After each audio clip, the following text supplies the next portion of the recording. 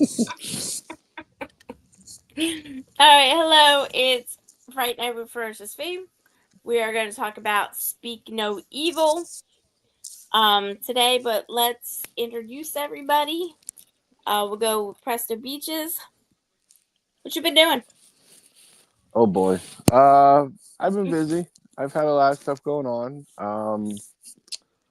Hoping this year kind of start turning around, but yeah, hoping for the best. So glad to be back. And also, we're doing Speak No Evil 2024, not the other version, just for the record, not the 2022 version. The newest version. Right. Yeah, All that's right. about it. Not much. All right, Saver. Hi. Hey, sorry. I was still muted. Um, I'm good. I'm good. I've been trying to watch some different shows. I actually just started rewatching Dexter Oh, recently. good choice. After, yeah, well, I proceeded to binge all of Sons of Anarchy over the holiday break, and so I'm kind of going back to some of the ones that I haven't seen for like a good decade plus. So went back and I've started watching that one. I think I'm right at the end of season one, and I was also recommended that I should start watching Peaky Blinders, which I've still never seen. So I'm gonna try and burn through Dexter and then start into Peaky Blinders at some point as well. But besides that, I've just been playing my addiction games, Balatro on mobile, Xbox, all over the place. That's about all I've been doing. I've been pretty busy with work stuff. Um, Actually, just ended up getting some good news about some work stuff. I got a promotion, and so I'm Nice. extra busy. So, so yeah, I was excited that I was able to make today work because I wasn't sure with how things were scheduled, like if it was going to work out. But yeah, it's happy. It's great to be back with you guys. Great to have Presto Beaches back. Hopefully, your year does start to get a little bit better, and hopefully, we can continue watching some really good movies so you won't regret 2025. Thank you. As long as Fee doesn't pick them, we should be all right. No 7 out of 10s. No 7 I out of picked 10s. this Okay. one. Just like you know, Yeah, I picked this you, one by myself, all by myself. you know what? That is fair. I will give you credit. When I jumped in and I saw in the chat that this was the one that was recommended, I was excited because I had not seen this movie yet and I intended to. It didn't happen in theaters, and then I heard it was on Peacock and I just hadn't gotten to it. So when you said this, I was like, "Sweet. This gives me an excuse to just like sit down, focus on this thing and go through it." Yeah, looking forward to talking about it.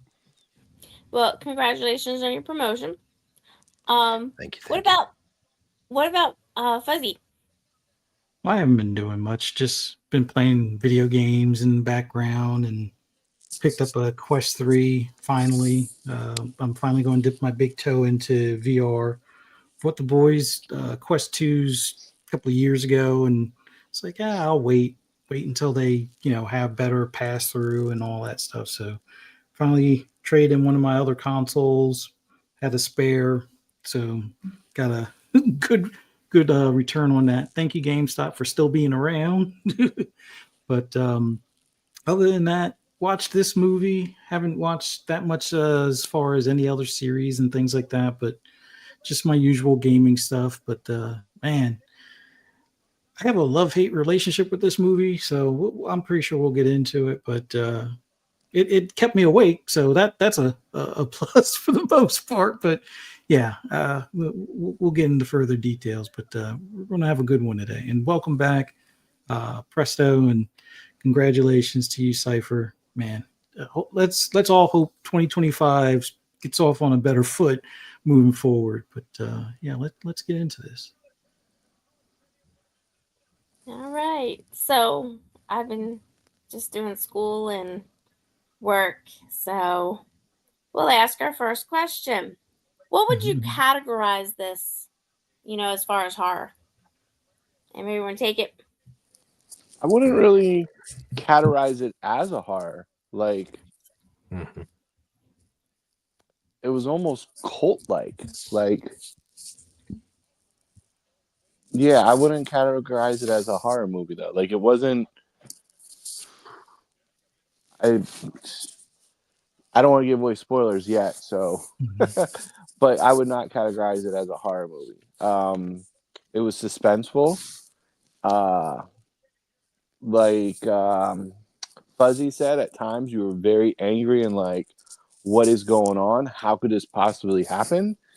It was interesting because I watched it with my wife and we felt different ways at certain parts where maybe at times I kind of could have sided with the husband where I was like, I could kind of see myself doing that. And then my wife's like, nope, we would have been out of there, like kind of thing. So I would not categorize it as a horror movie though. Yeah. No, Everybody go, else? Cypher. I'm sorry. Oh no, you're good. I thought you were about to jump in. Yeah, no, I agree with you fully.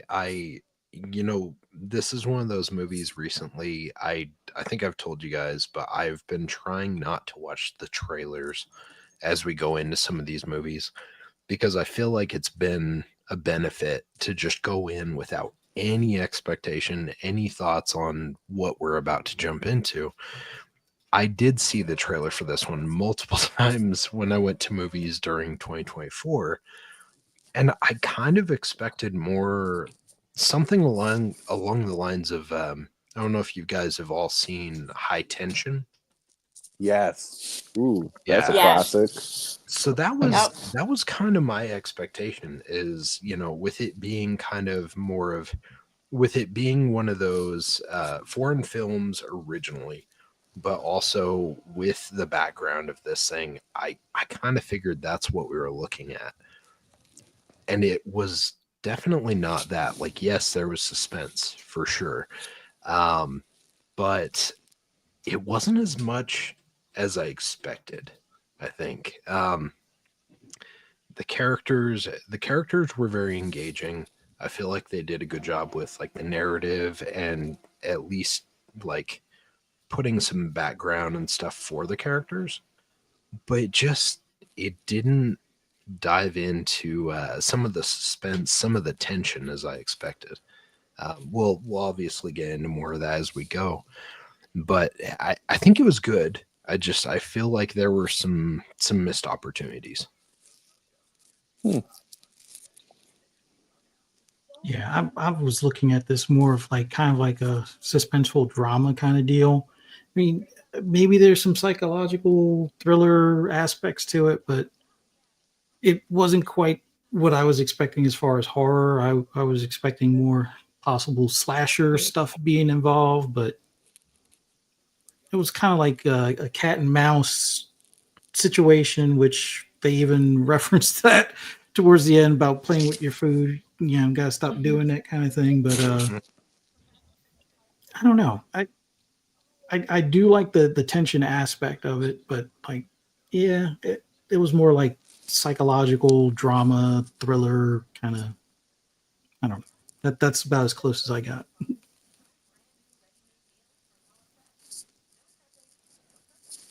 What about you, Um, Fee? so I got the same impression that it was supposed to be a psychological thriller. The reason why I say that is because you see how he's very charming. Um, McAvoy's character is very charming and stuff like that. And then everybody slowly starts to see how he really is. Um, you can see that in the film, especially when we're talking about, the kids are trying to, do a little thing for the families and he just goes psycho. So this is, I mean, it's listed as a horror thriller drama, but it's also psychological. You can see part of that. I just think that part drug on a little bit too long before we got to so in High Tension, as you mentioned, in High Yeah. Tension, there was this. We never saw the killer. We saw possibly who the killer could be, which a lot of people debate, how that's even possible. Mm-hmm. But since we didn't see the killer, they could drag that tension longer until the very end when they unveil who the killer was and everything like that, and then do the flashbacks and everything. They didn't have that opportunity here because we were eventually going to see halfway through why they were so desperate to just go out and make a group of friends, you know what I'm saying, to grab Right. these to grab a couple with at least one child. So I just think it drug on too long because there wasn't that much to the whole unveiling, you know what I'm saying? So Side note: was High Tension, is that one not in English? it's That it's one in was English English. dub. I Okay. think it was English English dub. dub, It's wasn't it? French. Yeah. It's French. Okay. I probably haven't watched it since it came out on DVD. Like, I own it, and Oh man, but I feel like now that it's brought up, I got to revisit it and like it's watch it it's again. worth going back to. Yeah. There were some things they did in that film that I remember kind of standing out. Like I won't talk about it now in case we ever go into it later, but they definitely did some things that kind of like stuck with you in that film. Um, much to what Ferocious Fee is mentioning, like Fee is mentioning the fact that it kind of I agree with you in the fact that it felt like there were certain portions of it, like the buildup, that was kind of abbreviated. Um, it felt like it was a pretty quick film, which is not a bad thing. We've talked about plenty of films that felt like they stayed for an entire week when we watched them, right? But this one, I feel like it missed some opportunities because you go from they're finding these people to hang out with and stuff to you go from like 0 to 100 almost immediately. There's not a lot of in between where you actually see certain things, but then there were a couple things that just kind of overstayed their welcome. um it was kind of weird. Like the pacing felt like it was a little bit all over the place. That's I think that's where the trailer kind of misled a little bit, because it felt like the trailer was very targeted towards a specific pace. And then when you actually get to the movie and you watch the whole thing in its entirety, it just doesn't match up. I mean, obviously, you're not going to match up, of course, to like a 2-minute trailer, but I feel like there was definitely some dead time and some lingering in certain areas that maybe they could have trimmed back or just kind of dialed in a little better. I don't know if you guys are on the same with that one too. Yeah. No, I summed it up to my wife. I was like, there were two distinct points in this movie. If it was us, it would have been probably a 40-minute movie. And then the other one would have been like, I would have saved an extra half hour off the back end. Like having kids and them possibly forgetting stuff after a while, like after the first time it happens, and it doesn't seem like this is the first time it's ever happened where their daughter forgets, something beloved, with them. You as the parent, you usually get accustomed to like picking it up behind them, kind of thing. Like, oh, you forgot your phone. Well, let me just grab that, and then you run around like a chicken with your head chopped off, wondering where your phone is. Oh, is this your phone that you left over on the table that we just ate at, or something? Right. You get used to making sure those things are around, especially when they're younger. If they are particularly attached to a stuffed animal or a blanket or whatever, you're going to make sure you always know where that thing is. Even when the kid doesn't know where it is, you'll know where it is, and make sure it's secure, because the last thing you want to do is have to go back somewhere and look for something. But I'm probably going way into it too much. But yeah, No. there are some things that definitely dragged on a bit, and then some things that they probably could have spent more time on. Like I don't know. It's just weird in some regards, but I still enjoyed it. Do we want to? Are we able to get into a little bit of spoiler territory on this? Yeah, I I mean, would We it's say still a can so. fairly new one. we can always do spoilers. You know, I'm not saying Okay. we can't. Plenty Okay. of people watch this. So with that, I'll say ahead of time. So if you want to pause right here or whatever, if you want to silence it for a second, spoilers. But to Fuzzy, to your comment, right? I wish they would have gone more into the details about the families, the previous Yeah. families, right? Mhm. Because that Yep. was one of those cruxes in this whole story that I didn't actually see coming. Like I figured it was their kid. I Mhm. figured there was a bad abusive relationship in that situation. Yeah. I didn't think about the potential that maybe it wasn't even their kid. And so that shocked me. And I feel like they missed an opportunity because they could have talked more about that whole situation, but they literally only made it like a 3 or 4 minute arc where they showed that room where you Yeah. found out information about it, and then that was it. Yeah. And I feel like that could have had some more focus than maybe some of the other things they chose to focus on.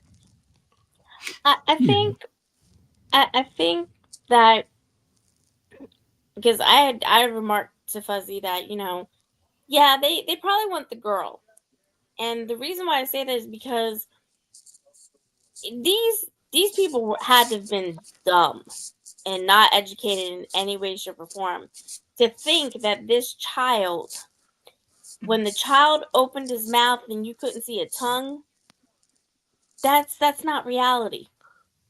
Yeah. Yeah. Well, It's not. they You would have seen the cut on the tongue. well they Well, did say like the kid has a condition where his tongue isn't fully formed or like it's a lot shorter. So it's yeah. almost Yeah, but like that's not possible.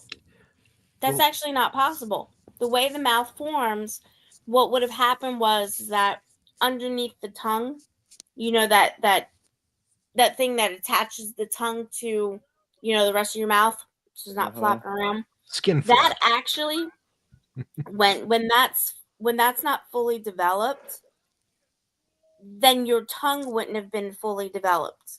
You would have seen a stump. So But you're not going to be staring in the kid's mouth like he has no. a disability. The Like, do you girl think did. well, Well, that's because yes, he but like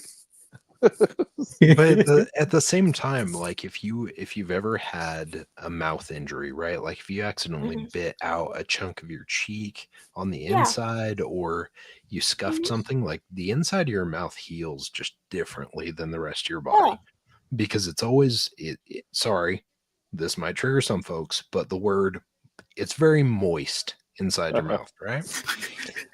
So things just heal differently inside of your mouth. Like Yeah. if you accidentally bite something, you look in there and there's a giant white pouch like on the side of your mouth. You're like, what the fuck is that? Like things are just different there. So, you know, Yeah. his tongue healing the way it did, I could see maybe excusing that, but I know what you mean, right? but I'm That not was going to just be staring in a kid's mouth. Like, he Mhm. probably No, feels no, bad that's enough, and I'm an wild adult. So, behavior. like, yeah, I'm going to at the time, I'm going to take the parents' word for it and, like, okay, like, kind of thing. Yeah. I don't know. I don't know. The way he was acting, I don't think I would have taken the parents' word for it. I mean that kid was acting creepy, but to be fair, Mhm. they tried to explain it away, right? Like they're like, "Hey, Yeah. this kid's got conditions." Yeah, Hmm. I get it, right? Like Mhm. as someone who has kids and stuff, like I would be hesitant to question some of that Mm. stuff. But that being said, some of that dynamic, that relationship, I think I would still be like, "Hey, CPS, there's maybe a concerning situation in this." Now, Yeah. granted, they explained that away, right? Because they're like, "Hey, you can't get service here. Like things are sketchy as it is." Um, Hmm. but but yeah, I mean, like I would be very hesitant, especially where my wife works in that side of house. Like I'd already be flagging red flags. Like this seems a little sketchy. There seems to be something weird going on. Yeah. Well, Nah, I mean, you could start with the weird part from the beginning. Like they go on vacation, the family, they meet this other family, they kind of hang out, which, I don't feel like is crazy. Like if you meet another couple, you kind of hang out but like they gave them their address because they got the invite to visit them. And I don't recall how much time actually passed until they just like, basically they were on a vacation and just picked up at the time that they thought was another vacation to go spend time with friends for a week or so, or what they thought were friends. It seemed like maybe it was a couple weeks, couple months or something. I mean, they just didn't really touch on it too much, but it felt like a little bit of time had passed. It wasn't like they had just come back and gotten the letter, but yeah, they didn't explain that very well. No, it's Well, just I mean, like, well, go I ahead. mean, it was enough time for him to have an interview with a headhunter and a headhunter trying to find a job for him. I mean, that has to be a couple weeks. yeah. Yeah, a I couple- mean, before anything, that James McAvoy, he's an amazing actor. Like the way he can play those personalities, and like his other moves like Split and Glass and like all those other ones, like yeah. he is so good at turning it on and off, and like he has you feeling all types of ways in this movie. Like good and bad, mostly bad, but He does a really good job at physically converting himself to these different roles too, right? Like you look at Split, he was very lean and muscular. In this, he was very intimidatingly muscular. Like he was hulking. Like this was probably the biggest he's ever been in one of his films, and it shows. Like it shows his intimidation in there. And I think when I mentioned some of that, like the missed opportunity, I feel like they missed the opportunity of making him more of a present force that was just intimidating, causing that tension, that anxiety, because they made it look like that was the case in the trailer. Yeah. But in the actual movie, there were only a few moments where you saw him where there was an intimidating moment. It passed, it was done with. And like he put a substantial amount of time into this role for kind of like a minimal payoff, is what it felt like in Yeah. regards to how much they utilized that. Yeah, I mean, he could have. I mean, you see that he's very charming in the beginning. He has the Danish couple and stuff like that. They're kind of clinging to the other couple, and he's like, "Oh, I can fix this for you," and he just comes up with a simple thing to make him go away. And well, then it's a That simple was thing, but it amazing. was That was a amazing. quite a dilemma. I mean, he made some good points both ways about the toilet paper. So Do you did. fold or do you bunch? Yeah, yeah, if you he do it did. this way, your You finger can't might go complain. through. So Yeah. I mean, everyone's dealt with that dilemma at some point in time, right? I mean, yeah, I yeah, was trying whether to you gloss want to, over this, everybody, but they just attach themselves to these arguments. Mhm. we've all been there. Whether you I want to mean, admit it or not, it Yep. happens. Exactly. Like anyone who's in here that's saying like, no, I've never come into that situation, you're lying, and that's fine. That's fine. You just don't want to admit it, and that's fine. yeah. Like you're amongst friends. It's cool. We get it. They're either lying or they're already in the ground from some sort of health condition because they can't poo, whatever the case may be. But Or they have their finger currently stuck in their ass from the incident. Okay, you So guys like got one more minute on this. no, that's all I need. I mean, We're Fee, good. Need come time on, limit. Fee, shit happens, like let's, Literally. yeah. Yeah. Oh gosh. all I know is it's a great thing to remember if you do go on vacation abroad and you want to get rid of a couple that's clingy. Hey, bring up toilet paper. It will Oh Yeah. It'll either shoo them away, or if they start becoming even more clingy, then you might want to get help from an adult. Yeah, You got to seek help. Call the authorities or something, because I those need are an also adult. psycho killers at that point. it's the same. It's the same thing when you're in like a regular work scenario, right? Like if you tell someone, "Hey, sorry, I had explosive diarrhea," no one's gonna ask any other questions because you've already skipped that awkwardness barrier, right? So like they're not gonna ask questions. They're just gonna be like, "Gee, that's great. I gotta go." So you know. Here's $1 for a ginger ale. Yeah, exactly. Like, I hope you feel better. Peace be with you. Like, I I'm mean, out.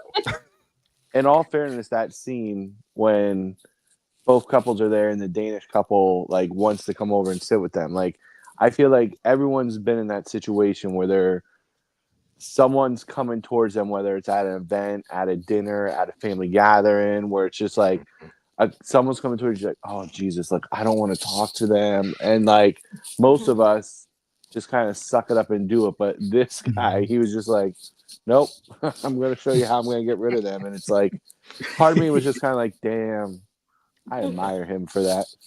Yeah, he had some stones on him for that one. That was pretty good. Hey, they were messing with his food. They were possibly encroaching on his prey. Exactly.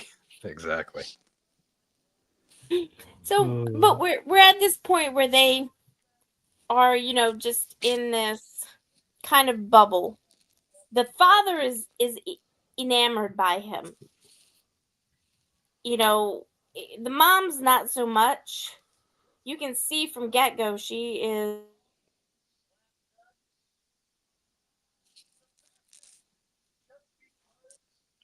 Wait, did you cut out? Hello? True. Uh-oh. I think your I mic may agree. have been Totally going agree. in and out there. Yeah, mom hold what? on. Restate the last like 10 seconds. So I was saying that the mom, she's not sold immediately. Mhm. She sees her husband, this is like his new best friend, but she's still seeing the weirdness. This is too convenient. And then let's look at how they both react when they're confronted with, him at the end. How does she react compared to him? Is that reality? I mean, it could Sorry. be. I'm trying to remember which specific part are you talking about at the end? Because there were I'm a talking few about the moments whole where I felt thing. like they were both grappling. I mean, we can't jump right to the end right now, can we? I guess we can. We can in this case. we can. We can in their personalities, because remember, Dad's enamored by this guy, and Yeah. he's going through a lot of he's the one who's going through a lot of the stress because he doesn't have a job. He's not sure if his wife actually cheated or didn't cheat. He's kind of on the fence on this, and he's also mad at the kid for leaving the bunny. Mhm. Like he said from day one, why does she need that thing? She's 12. Yeah. Now Which look at is mom fair. though. Yeah. Now look at mom though. Mom is very skeptical. She has a job, but she feels, stressed because he's always bringing things up, and yet she's trying to support him in the fact that he doesn't have a job, but she uprooted herself for him. Yeah. This is Yeah. not the typical dynamic No, in a movie like that. this is the reverse, right? Yeah. Yeah. This is like the direct opposite. Yeah, I feel like the husband in this whole thing, I feel like he was almost like smitten with the character of James McAvoy. Like there's a little bit of like Stockholm syndrome that I feel like is kind of going on with that character, especially even as he starts to recognize this person's not who they say they are. But I mean, it is what it is. But yeah, the wife from start to finish is very, like pessimistic about this and very concerned that like, hey, we've gotten ourselves into a concerning situation that we should probably not be in. And he's just like, he's in La La Land. He's like, give it a shot. It's fine. I know it's not convenient, but they're rural people. Everything's fine. Like, this is just how they operate. Ignore the stains on the bed. You know, you're a germaphobe, but don't worry. It's not semen stains on the bed. It's fine. just lay there anyways. Like, yeah, I feel like he's almost like in a honeymoon period with this couple, because it's, I don't know. I mean, I feel like there's some underlying tones of like maybe there's some swinger behavior also. Yeah. But I feel like he's very just excusive of everything that's happening. Like, oh yeah, you found granted this wasn't in the movie, spoilers. Oh, you found a severed finger or a severed hand or something out there in the yard. But don't worry, I'm sure there's an explanation. Like, he was very willing to just accept whatever the reasoning was. Yeah. I mean, for me, this is part where I started getting frustrated. It's like some of the things he was doing, it's like there's red flags everywhere. Maybe I'm the pessimistic or the skeptical one, but I there was just a lot of things that would have been like, yeah, that doesn't seem right. And then whatever relationship problems you're having, you're gonna agree with some other dude on the raising of your kid or how your daughter, performs or whatever, as far as like with the other kid. There were just some things that were weird. And then towards the end, it was like, dude, get it together. Like, it's fight or flight. And right now you ran back into the building instead of running away, type of deal. But that, I'm sure we'll get into that more later, but it just, there definitely seemed to be like, he was more of like the deer in headlights, and she was the one that's like, snap out of it, pick up the hammer or something, or when they were looking for stuff towards the end, it's like she finds the box cutter. What is he looking for? He's not looking for anything. It's like, Well, really? he pretty much admitted he was useless. He's like, I don't know what you want from me. I don't know what you want me to do. Like, he kind of flat out didn't hide it. Yeah. They made him the weakest character in this whole lineup. Like, the wife was the shining star. Like, I'm gonna try and defend our family, and he's like, yeah, but I think we could just have breakfast and brunch and like hang out with these folks. Like, that relationship was weird, especially because the character was like, yo, I'm gonna bed your wife, and he's like, hey, that's cool because we're friends. And like, it was a weird dynamic. I don't know, there were a lot of weird things going on with that relationship. I mean, I feel like it kind of worked because, like, you find out that she got like a dick pic from whoever, and like, not really sure if, like, we spoke about if they actually did anything or not. So like, it made sense to me why they aren't on the same page and why they're trying to work it out together. Like, he's probably, life's a mess right now and he's just looking for an outlet, and this is kind of it. And she's like trying to, like, yo, this isn't good, but at the same time, like, be supportive because, like, he has all this hate towards her. So like, but she wants to still be with him. So it's very confusing for him and her as a couple, trying to figure out like how to manage a relationship while all this is going on. True. But at the same time, it's just like, yeah, we need to get out of here. Like, he I forget James Mac what his name was in this movie. What was his name? Let's see. Patty, I think.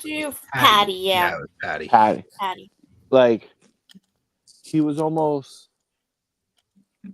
like, me and my wife agreed, he was like cult like with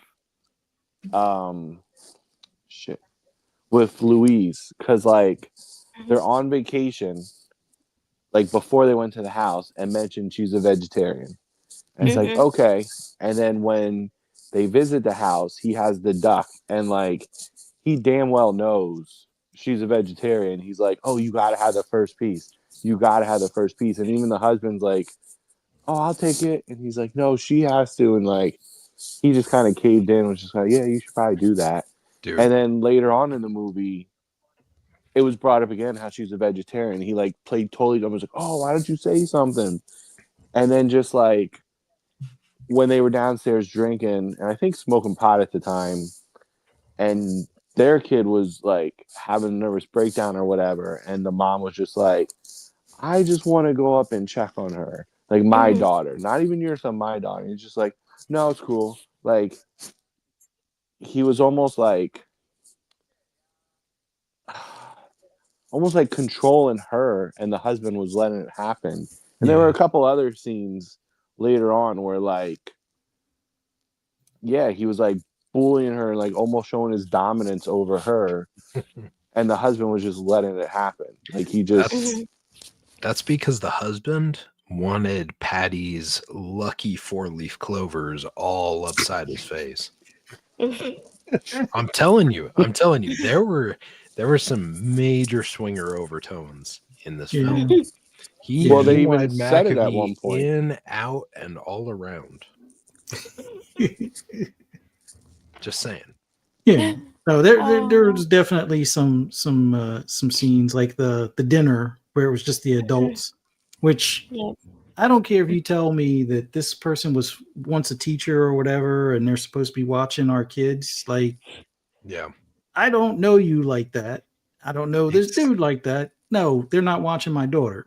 Exactly. I might be more traditional in the sense of, well, my son, I could probably trust a little bit more, but daughter, definitely, hell no. But like, yeah, son, I still would even be like, let's go to a place where we all can eat. We're not having a sorry. It doesn't work for me. Yeah. And when he has a problem with it, all right, well, we'll just go home. You guys have a good evening. See ya. Invite me to your random secluded farm out in the middle of nowhere where I have no cell reception. Like, I even non-COVID times, I'm thinking like, no, I don't want to be separated off with some random dude and his wife that I barely know and a kid that's pretty much mute. Like, I don't know what's going on with you guys. I don't know. Like, maybe you're gonna want to harvest my skin. like I don't you see know how one movie anyone about harvesting skin, and now all of a sudden everybody wants to harvest your skin. 1000%. That's why I don't visit family anymore. I'm like, I don't know if I want to stay at your house for more than 6 hours because maybe you're gonna put me on the black market. Who knows? Things are weird. Times are weird. What can I say?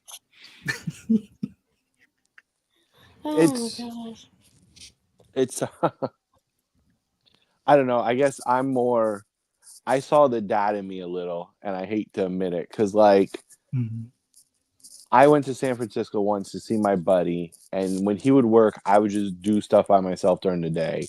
And the one day I was in Muir Woods, beautiful forest, and I meet a random couple who also happens to be from Pennsylvania and from Reading, Pennsylvania, which is like 45 minutes from me. And it was just like, holy shit. And then like all of a sudden, before you know it, I'm hanging out with them in the woods for the whole day, like no service, like you in the movie. And then we're grabbing dinner together, and it was just like crazy. But I mean, it worked out a lot better for me than in the movie. So I have that going for me. But was the wife pretending to give head under the table or anything? Or no, because we were in the woods. So perfectly common behavior. Okay, like that's normal. Yeah, that kind of fancy place. That kind of almost like that scene. Like it was the point of it, but it, like makes you uncomfortable because like felt like it was an invite. Well, and it felt like it was an eternity. Like it. She's just like they're role playing. Like, oh, okay, that's cute. Then she like goes on her tail. You're like, is this really happening? And then like the weird part was like the wife was like uncomfortable with it. But the husband just kind of like had a smirk and was watching it. Like It's like a train wreck. Mm-hmm. You don't want to look, but you can't bear to look away. Like, and that husband was very submissive and like, I'm gonna check out all this. Like, what is going on? Ooh, sweet. Oh, we got a free show tonight with a dinner. Yeah, it's a free show. Hey, Well, to be fair, it wasn't free because it was an expensive dinner. we knew financially he was struggling, right? So he's taking any freebies he can get. It's fine. It's fair. Mhm. Yeah, but he paid though. Remember? Well, Yeah. he didn't think he was gonna pay. Oh. He didn't think he was gonna pay, right? Because Patty was like, "Oh, thank you, brother," and he like bounced, and the dude's like left with the tab. He's like, "What the shit is this?" Well, he Like, did I say didn't even get to participate. He did say we'll cover it. We'll Well, no, to be fair, the husband was like, "No, Patty, wait." Like he tried to interject, and Patty was like, "Oh, good, here's the ticket." Hey, be prepared to pay the full bill if you volunteer. Yep. True. But yeah, that was just a You got weird show. So Yeah, it was just a weird situation. Although, like at worst, I'd be like, "Hey, we could split this. We cover, half. You cover the other half." well, it's hard because they were staying at their house for free. So like he probably felt True. obligated to like, okay, they've been letting us stay here, feed us. Like the least I could do is cover dinner for them. So that wasn't out of the ordinary. But if we back up, when the mom wakes up Mhm. and checks on her daughter and she can't find her anywhere. Mm. And then she goes in their bedroom and finds the daughter in bed with the husband and wife. And they made it very clear to have the husband on top of the covers in just his underwear. Like, Yeah. at what would you do in that situation? Would you have kind of got your daughter bounced and been the end of it? Would you like cause a scene and wake them up like, what the fuck are you doing? Like, what would you guys do in that situation? it's a no-go. It's definitely a no-go. I would have gone fucking berserk on him and been like, this isn't okay. Like, he literally just scoured away. He scampered away and was like, okay. My kid was in the bed with someone else. That's no concern. We're gonna get the hell out of here. Which, to be fair, yes, get the hell out of there, but you should have addressed it. Yeah, Like, they just packed up and left. It was like, it was hard because like when they basically addressed it then in the movie, it was just like, oh, I was sleeping the whole time. My wife did it. This is why you were crying. And there was a part of me where I was like, oh, well, that kind of makes sense. But then I was like, wait a sec, like, no, you're missing the whole picture. Like, a kid was in bed with adults that she didn't know, but it's weird because the daughter fell asleep in bed too. So like, she must have felt somewhat comfortable to be sleeping in the bed with them. well, maybe the kid is a heavy sleeper because the girl mentioned the fact that like she was struggling to sleep, she was having nightmares or whatever. And so she came in to address that situation, and the kid ended up in the bed with them. Mm. Granted, McAvoy's character was rocking a ball hammock, which should not be present around a kid in their teens. Like, I'm sorry, no matter what, like that should have been a red flag anyways, and they should have raised hell. In some countries, no, but in some countries, yeah. In Germany, if you burp, it's a compliment when you eat food. I don't know anywhere where if you sleep in their bed and they're wearing a ball hammock, it's an okay time. I'm sorry. Yeah. Like that doesn't work for me. If I were in that situation personally, I'd be like, what the hell are we doing? This is not okay. This should not be okay, and we're getting the hell out. Like, Yeah. Maybe the dad was just jealous he wasn't the one in bed. I mean, he probably That was. Probably was, because he was looking longingly at that package as they were moving the kid out. So It's like, wait, is the bunny in there? It looks pretty big. Yeah. So let's talk about that bunny. Because Oh, that bunny God. made Fuzzy mad. Like I said earlier, like as a parent, if you know your kid's got like a crutch, whether it's a nummy or a blanket or something, you're quick to keep track of that thing. And the fact that, okay, they didn't make a scene, they wanted to, sneak out in the night. The first thing that's coming to mind before I even get to the car, where's the bunny? Oh, okay. Let's look for that before we go anywhere. Because I'm not dealing with her scratching her arm. I'm not dealing with her crying the entire way. Like, if you know your kid has difficulty without having that crutch to some extent, you make sure you know where that thing is at all times.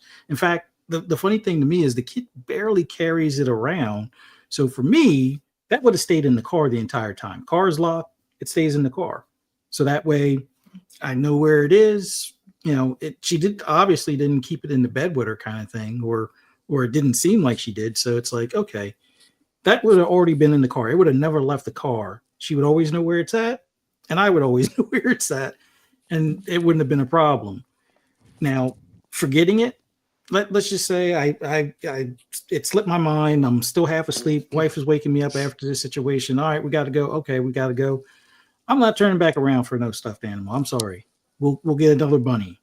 That family has probably done things to that bunny that you don't want to know. So whatever I got to do to convince the child that we are getting her another bunny, that's what's going to happen. If the situation looks like this is too weird and uncomfortable, do we go back to the bunny or do we just keep going? I say we keep going and count our blessings, kind of thing. But didn't the mom agree though to go get the bunny? Like the mom at that point was showed her weakness to like, we need to go back for the bunny. Mm-hmm. Well, yeah, because they were so hell-bent on, I get it, right? Like kids have those things that they cling to.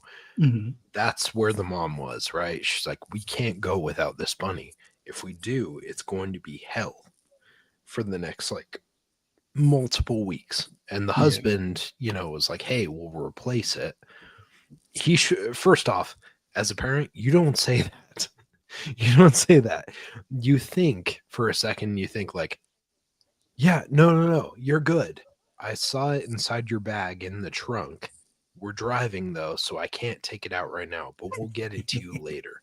Like you have to fictionalize things when a kid is having those issues. The wife got wrapped up in that, and that's why they wound up back at the farm, right? For the mom, the daughter was the weak spot. Like if her husband was hit upside the head and he was out, she would have grabbed the daughter and ran. Oh, we'll just come back and get help. We'll get help and then come back. Kind of situation. But her daughter was her weakness. Definitely.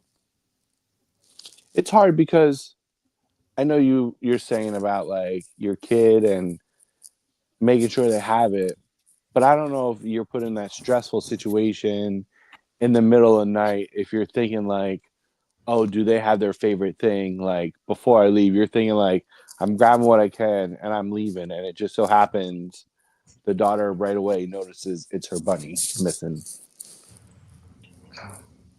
Yeah, stress does definitely cause blinders at times, but I don't know.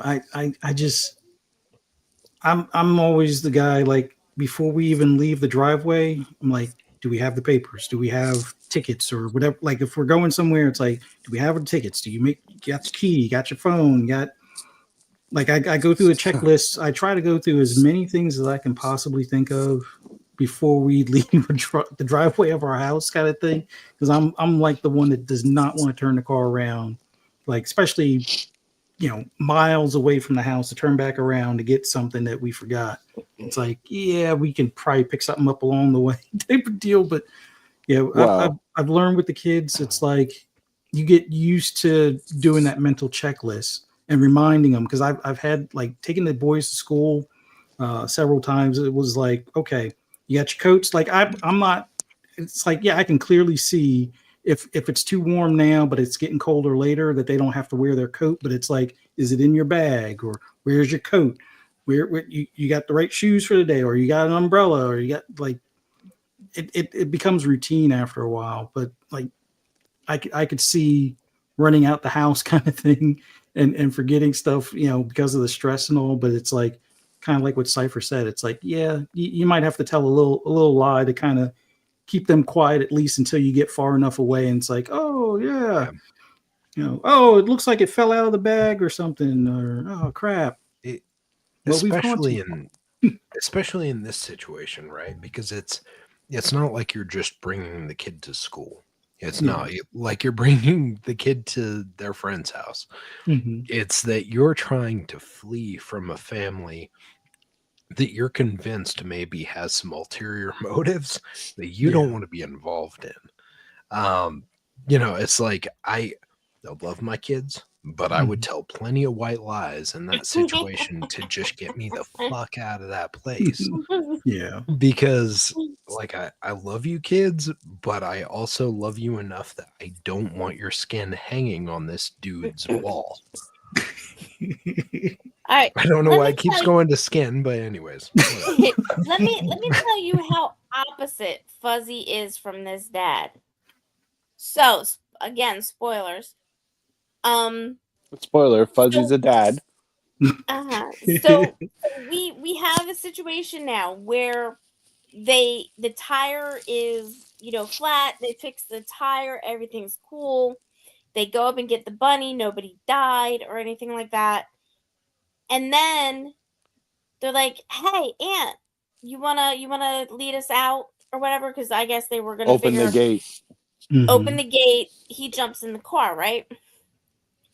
But the dad was like, McAvoy was like, "No, I got it," and he pulls out something like a garage opener for the gate. And then you see in the background that the father sees in the background, knowing Aunt can't swim, he sees this guy pick him up like a rag doll and just throw him into that little pond. So it And wasn't he even turns it around.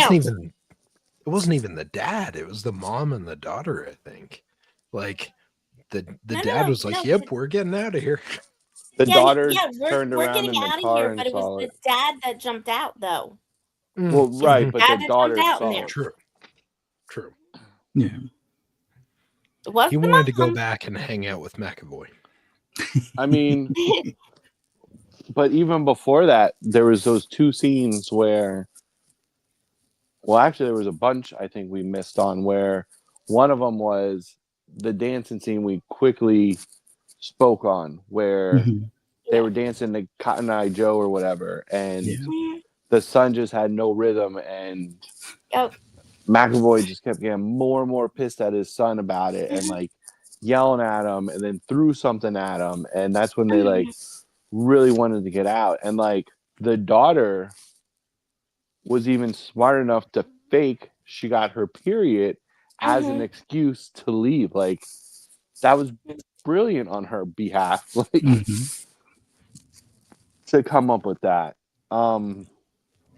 But when you were talking about like leaving, when you had the flat tire, like just when you think they're gonna get away, but then when they go in his barn, I felt like the tension was building where it's like you kind of see all these tools and you're like, all right, something's gonna happen. Like does these tools, and then nothing happens and the tire's fixed, and you're like, okay, that was odd. But then all of a sudden it's like, oh, do you have your bunny? And you're just like, really again? And then it's like up on the roof. It's like, oh man, how did that happen? And then they get the ladder. It's like, oh, you're taller. You go up and get it. And you're like, okay, he's totally kicking the ladder out or something.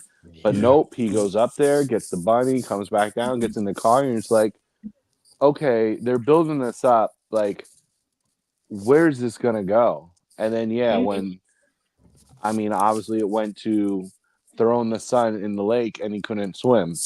which Mm-hmm. was like, oh damn. And I feel like everyone would do the same. They like jump out and No, save the kid. No, you would no, just not say Fuzzy. I'm Not sorry. Fuzzy. Well, first of all, I don't think I would have lasted at that house as long. Like, there's no way we would have stayed that full time. Like, Fuzzy, can you swim? I can swim, not that Okay. great, but I can swim. But it's like, I at the time when I see the tires flat and her bunny is on a roof, there is no wild animal climbing a roof and mutilating that thing. Like a bird, maybe, but no, that thing was perfectly positioned there like that for a reason. I That's would have saw the tire and I'd be like, But I Fuzzy, what? wait 1 second. I did notice that. Did y'all hear any birds or anything? I didn't hear any birds or see any birds No. throughout this whole No. thing. We saw foxes, So- but no birds. So it could have been a fox, it could have been a raccoon or something, but it was very strategically placed. Yeah. Yes. Go on, So- Fuzzy. No, so seeing those types of things, I already my spidey sense would already be like off the chart at that point. Like, no, I'm riding on the rim. Screw fixing this thing. Which I don't. This was like a plot hole for me as well. How do you drive an electric car all these miles and not have a place to charge it? So that already pissed me off. So it's like, okay, let's just ignore that. Fine. I'm flat tire. I'm riding the rim. And I'm getting the F up out of here. There is no, oh, I can fix it. No, or I have AAA. Like if there's an equivalent of AAA, at best, I'm calling them. Get some other people on the scene. No. Hey, We're calling AAA. Here's the other thing too, right? Like how are you going to replace a Tesla wheel with a Tesla wheel? You're going to replace it with the one that's in the trunk. What does the one in the trunk have? The one in the trunk has a very standard, but it's still included, jack that you can lift the car up to replace the tire. Yep. So why would you need any of his shit in the first place? True. But there's that's thinking too much into it. But it's like that was the stuff that was starting to piss me off, and I'm like, you can't see the writing on the wall. Magically, you have a flat tire. All of a sudden, like, how did you get a nail and not like usually? And I knock on wood when I say this. Maybe I have oversensitive ears, or the cars I've driven over the years have poor insulation or noise deadening stuff. But it's like typically you can tell when you pop a tire. Like I've run over pliers in the road with my Jeep. I remember that day. Number of nails, and it's like I can hear when that tire pops. And I'm like, oh, just let me make it to a tire shop so they can either plug it with cords or do a patch or something like that. As long as it's not in the sidewall, it's like. There's no way you didn't hear, like, okay, you drive on rocks and you hear your tires go pop, pop, pop sometimes because of the rocks are being spit out. But it's like, you should have. Well, I'm also that guy that always peeks out the window at the car when I'm at some place I don't know. Not that anybody's going to come out there and steal it, but it's like, this couple is already giving off a weird vibe. I just want to make sure the car is there in case I need to do a getaway with the family kind of thing. But you didn't notice the tire was flat. You didn't talk about the bunny. Like when you return to the house, that would have been the key time to like put a strap to that bunny and tie it to your door kind of thing, or just leave it in the car. So that all of those things just started pissing me off. Like, oh, you didn't secure the bunny before. It's on the roof. You have a flat tire. Obviously, they want to keep you there by all means. I'm sorry if it makes me a bad person. Him throwing the kid in the water, I'm not stopping the car. I'm getting to the nearest phone and hopefully get the authorities over there. But for the most part, I'm sorry, because something tells me at that point they have weapons or something else that's going to jeopardize my family. My family over another kid. I know that probably makes me sound like a bad person, but I'm getting my family to F up out of there. Like if all of those red flags are beaming in my face at that point, I'm sorry, kid. They were probably going to kill you anyway, or whatever the case is. I'm not having my family subject to it. I'm not risking my wife or kid over another kid. Like I would see that as a trap. I would see that as a trap. And sure, it's one of those damn awful decision type of things. It's almost like the I guess trolley tracks where it's one person on one side that versus three people on the other side or whatever kind of thing. Like, I'm not Sorry, risking people. my immediate family for another person. Now, To be fair, if my family is safe, I might risk myself for that kid, but not when my family's with me. I'm not putting my family at risk. Why didn't they just plow through the gate? Like that they too. closed the gate. Like the that gate was another wasn't thing. some big fortress. Like I feel like with that car, they could have plowed through the gate, waited, let the husband get the kid and take off or something. Like, yeah. To be fair on the tire thing too, though, like I understand what you're saying, right? Like that doesn't just generally happen just immediately, or like it's an on-set thing, right? Like it doesn't happen that you hit this and like multiple days later you recognize you have a flat tire. But it does happen. It does happen, right? Like I went to Granite Hot Springs one time with the family, and we had to go up a giant, unpaved rock road to get to the hot springs. And we ended up actually taking a gash in the tire that we didn't recognize about 3 or 4 days later, because it was like a slow leak, but it put a pretty good gash into it that at some point in time there was enough pressure that it pushed it open that caused it to actually leak. So like you couldn't rule it out, but at the same time, those tires that were on his car, they looked like they were pretty doggone brand new, like they hadn't gotten much mileage. So like again, like what you're saying is like that should have been a red flag. That like, I don't drive around very often. Yes, I drove this off-road to get here. But it's really convenient that these fairly new tires all of a sudden have a gash in them that suddenly this thing's wholly flat, right? Yeah, it was just weird to me, but I do agree with Presto. They should have been able to plow through that gate. But for me, once they get trapped and do the money transfer and whatnot, like this is why I was also pissed off. Like when the wife is looking for the box cutter, but the dude's doing nothing. Like find a butter knife or something. At least find something. Like try to go to the kitchen, like, oh, do you guys have like sanitary napkins or something? Meanwhile, take a knife or something out of the kitchen, because obviously there's something weird, especially after seeing the pictures from your daughter's phone or something about the other families, and the kid was with another family and he had a tongue in the picture kind of thing.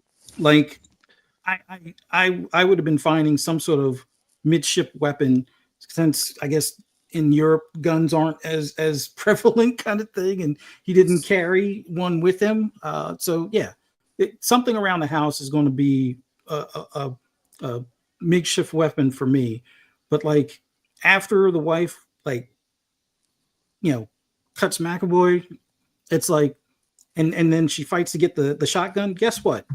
Shoot them. Like act like they're zombies. He's very angry. Like they're trying to kill you. Don't leave survivors. I'm sorry if that makes me sound like a psychotic murderer, but it's like they tried to kill us, or more than likely will kill us, considering that the other family's stuff, there's no other families visible, and all their stuff is in this basement. Shoot that other woman in the face and shoot him. After you stab him, don't leave him there kicking the wall. No. Blow his head off with the shotgun, both of them. And then when the other guy doesn't break the windshield, I know it's buckshot. Guess what? I'm ramming his door until he gets crushed in the car. Like that would have been the shortest. Like it would have saved an extra 30 minutes. Yeah. Shoot the two people in the basement, get in the car and go. Oh, there's another guy shooting at the windshield. It didn't break the windshield. Guess what? I'm going to break your door in your body, in your own car, and then run through this gate or whatever. And I'm pretty sure, it would have mangled up the Tesla. But guess what? If it does, I can go back and get the keys for their Subaru that they eventually blow up. But it's like, exactly. It was, I mean, just like we complain about in the movie, we're no better because we just totally disregarded the whole like plot twist when the little boy steals his father's keys and takes the daughter to the barn, and like throughout the movie he was trying to kind of show her or tell her what's going on, but she wasn't getting it. So then he finally tried to like show her that they've been doing this to other couples, like that was him, that was his family, like this is where they're getting their clothes, like the watch, like all that stuff. Well, I saw that. That I saw that. I saw that when she was speaking to the little girl and correcting her on how she was eating. I was like, yeah, they want a daughter. They want a daughter. That's what this is all about. Well, that They and gonna the kill daughter them was to in the get the bed with daughter. him too, so it's like. Well, yeah, I didn't see that part because I went to the bathroom, but when I came back, What? I saw that and I What? was like, yeah. I thought I What? paused it for you, but No, What you else didn't did you pause it miss? for me. I mean, Did let's you all miss the part agree. where the husband and McAfee ended up having a devil's twosome? Uh-huh. Oh, you guys didn't watch the director's cut. Okay. No, we didn't watch the director's cut. Sorry. That must My have been bad, just my bad. special for you, Cypher. It was weird when it said that I had to download a file to watch the movie, but I guess now it makes sense. I get it. I get it. You win some, you lose some. And that time I won. No, but like what Preston was saying with the whole plot thing, it's like the watch, like, all right, I get it. At age 12, I'm probably not reading the inscription on the watch, but it seemed like there was something stating that it wasn't the name of. And it wasn't in English, though. Whatever the Yeah. watch said wasn't in English. So that's probably why the daughter did not understand. Like, Exactly. The watch didn't read in English. I tried to go back to it to see like, hey, maybe my old eyesight has failed me. It did not read in English from what I could tell. no, it said something about 40 or 45th. That's why, like, yeah, is this the an 40th. anniversary watch or something? But 40 didn't or know. something. Which even the families that we saw in that book later on when they were going through the photos, I didn't see anyone who was celebrating a 40th anniversary. Well, I think the dad, his sure. dad, I think had that watch on in the picture. Oh, okay. So I think that was It might his have been dad's. something from. It might have been something from his father or his grandfather that he was left, and that's why he was wearing it. For all we know. Or maybe he killed his grandfather or his father. Did you catch the part when they asked them, like, why are you doing this to us? And he just answered, because you let us. I was just like, it reminded me of The Strangers when it's like, why are you doing this to us? Because you were home. You answered. Like, exactly. You were home. Yeah. Which that was probably one of the most jarring moments I feel like in that movie for me. Because you mentioned it exactly. Like it lines up with The Strangers, where a lot of the things that happen, you're like, this is horrible, this is terrible, but there's not that like fear that kind of sticks with you. But something like that, like you let us, like I let you what? Like what exactly? Like it gets in your head and it makes you wonder, like what exactly what it was it that I caused, or that I had this, that I did this and ended up causing this whole trajectory of change. And I wound up with you and your crazy girlfriend / wife / whatever, which they mentioned too with the age difference. And when they talked about that later and there was the barn scene, I was like, oh, crap. So did he capture this girl and make her become basically like a sister wife type of thing? They did touch on it once earlier when they mentioned, like, oh, she looks so young and stuff. But then, in the barn scene, they said the woman, Sierra, said, like, I was Agnes's age. Like, I had nothing to do with this. So, like, right there, like, ooh, boy. Like, because she was trying to admit, fault and stuff Mhm. like there at the last second, which you could either take both ways, right? Like she Mhm. was either trying to just get out of the situation, so she was Mhm. lying, but Mhm. more than likely, she probably ended up getting taken by this guy in a previous family and became his wife by proxy because he made her, because Mhm. he killed her family. Like, But it was creepy how in sync they are. Like I don't know how long they were doing it together as a couple, because there were times where like you think they were busted. Like when in the very beginning when they were out to eat and he's like, "Oh, I'm a doctor and stuff," and they're like, "Oh, Mhm. cool." And then when she cuts her hand, he's just like, "Oh, can you just tell you're a doctor?" He's like, "What do you mean? I'm not a doctor." And then but like she yeah, was so in sync with like laughing at the same time, and there were other Mhm. instances where stuff happened and she like answered with him or for him, where it was just like, Mhm. oh wow, well, like this is like rehearsed or something. Like if it was something where, like if we go down the train of thought, like where I'm kind of thinking maybe he potentially brought her on over time, like he killed her family and did the same thing with her as he did the son.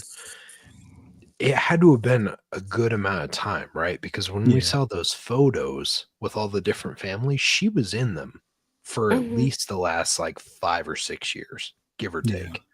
Yeah. And it could have been way longer. Like, who knows? That I think that was the only thing that they kind of left to the imagination, is like, Mhm. was she possibly one of the kids of one of his abductees or his? Mhm. Yeah. So I don't know, that that made me feel dirty more than anything, like because there were some sketchy things in this movie, Mhm. but when I Mhm. realized that like potentially he took someone's teenage daughter and made her his wife, it's like, oh god. It Yeah. was like, that's like that did not set well. Everything else didn't, but that was especially Mhm. jarring. Yeah, it was just weird. That's one of those areas, like we said earlier, that they could have dived into a little bit more, or had a little bit more backstory to it, type of deal. But like, she definitely, at least for the past couple of years or however many guests they've had, which it looked like they had, I would say, either if they're only getting one couple a year, there was at least 10 other couples that they offed at Mhm. that point, type of thing. So, and her being involved in that, yeah, Stockholm syndrome. If she was the teen bride or teen wife, and she's now, what do they call it, groomed to Mhm. follow his lead, type of deal. And like you said, they were in sync. It definitely makes it even creepier. But she still would have got shot in the face with the shotgun. I'm sorry. Like, uh, Mhm. Oh it yeah, looked like you were full on board with trying to off us. You got to get got. You're gone. See ya. yeah, Like, there's, I'm not driving you in the car and having you slice our throats while you're sitting in the back seat or something crazy. No, Yeah. you got to go. You offed enough people that now it's your turn, and we're getting the f up out of here. But yeah, I don't know. That was the parts that were just making me mad, because it's like, don't run back into the house. Like, and I'm not saying anytime somebody shoots a shotgun at your windshield, you should try and ram them. But if it Mhm. doesn't break the windshield, it's buckshot. Ram them. Hopefully they didn't line the next one with a actual slug.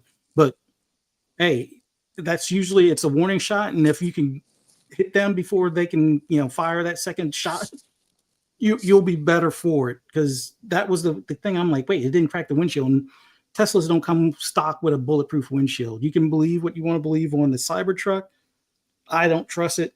I'm pretty sure it works up to a certain caliber, but his regular cars are not bulletproof glass. And especially outside the US, I doubt they would even allow something along those lines. So, yeah. yeah, the fact that didn't shatter, yeah, sorry, guy. Whoever the couple's buddy is, he's getting run over or smashed in between the car and his door. And hey, and then we're getting up out of there, even if we I have to take mean, their Subaru in the process. So, he did get smashed just with a hammer in the back of the head, though. yeah, and it's like, how did, like, okay, so anytime somebody has a gun and reaches their arm in a doorway, are you going to stab them once with a fork thing?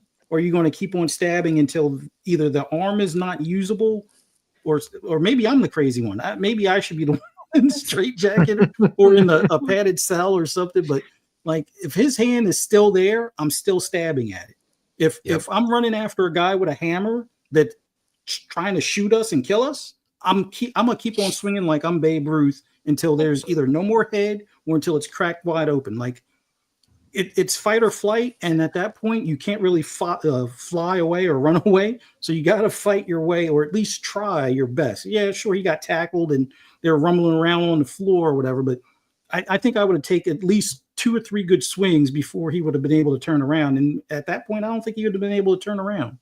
But then with the wife hitting him in the back of the head, I think, once again, don't just hit him once. You already punctured the skull. Keep on, because I understand movies are different than reality, and maybe that crunch would make me feel a little bit different as far as that sound. But I think if my life is in jeopardy, I'm probably going to take another couple of whacks at it, like he's a zombie, or at least trick myself into thinking they're a zombie. And it's like, I'm going to keep swinging until I know they can't move. Well, yeah, maybe I'm the crazy one. Damn, you're so angry, Fuzz. Jeez, I can hear you get more angry as you talk about this. I mean, it sounds a little psychopathic, but to be fair, he's right in the fact that it's a fight or flight situation. If you're in a situation like that, adrenaline takes over, and you do what you need to do to make sure that you are the one leaving the room, right? Yeah. That didn't happen in that situation. She's like, oh, cool, I gave him a cool little scar on his arm, I'm out. No, that's not what you do. You go to the point where you see arterial spray, because otherwise, that person's going to come right back and chase you. Like, I get in the moment you're not going to respond the same way, but like, you have to try and remind yourself, like, this is me or them, especially in this situation.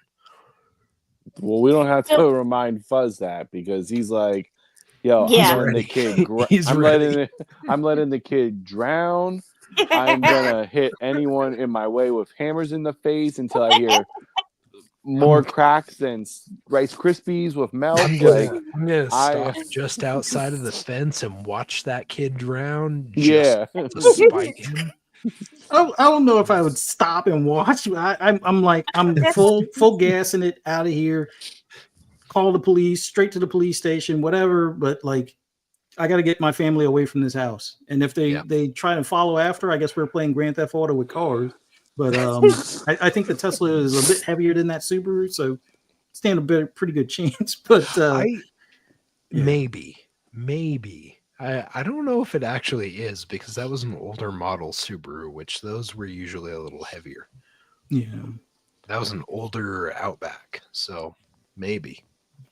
Well, I figure the battery of the Tesla would probably add a couple of 1,000 pounds. But that was back when they did more of like the thicker the metal bumpers and stuff on the Subarus, because the Subarus didn't go to the lighter materials until like the mid to late 05s or thousands. Sorry. Well, remember, this is in the United Kingdom as well. Yes. So, but that was a early 2000s, maybe late 90s model. Yeah. So they didn't have all the pedestrian safety stuff.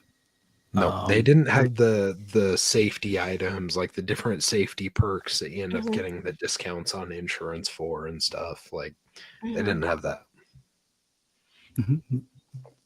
So, do you think, knowing full well what their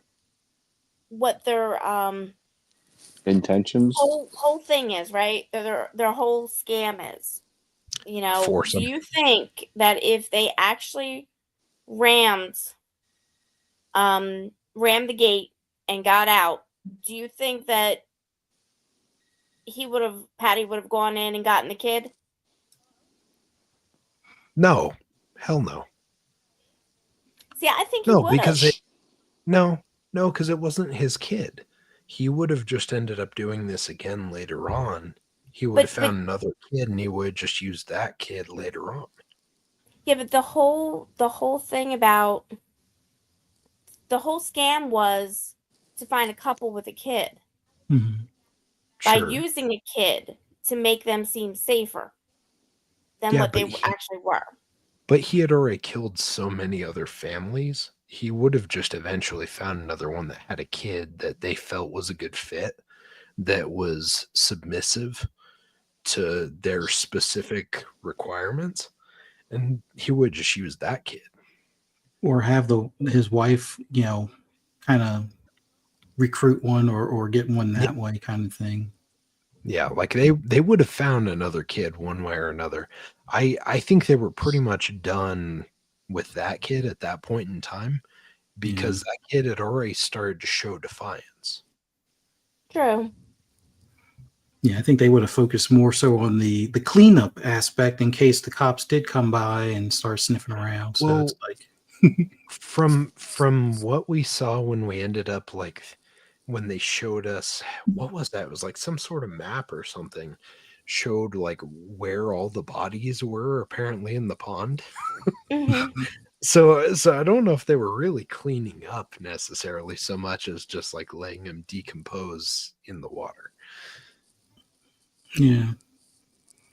So they did some like poltergeist stuff where like the dad jumped in and all of a sudden like some dry ass, well, not dry, but like rotted bodies started appearing, or the dad goes under and pulls up a body instead of the kid at first, or would have added some nice little touch. Then he just lets his other animals eat away at him until they go away. Uh-huh.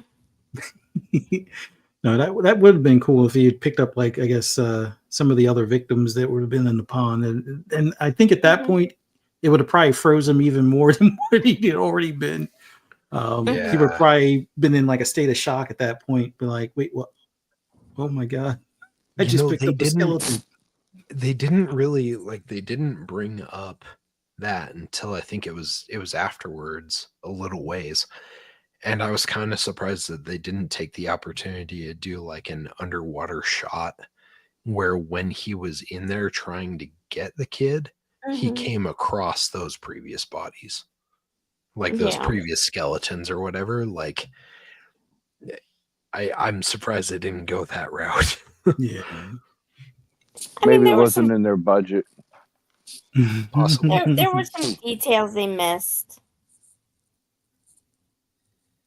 I mean, because honestly, I don't know why any parent would allow their child to get on a bike with a grown man that they barely know, even if he has a wife and child. Oh, in the very beginning. Yeah. The Vespa. Yeah.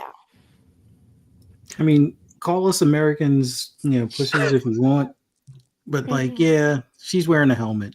No.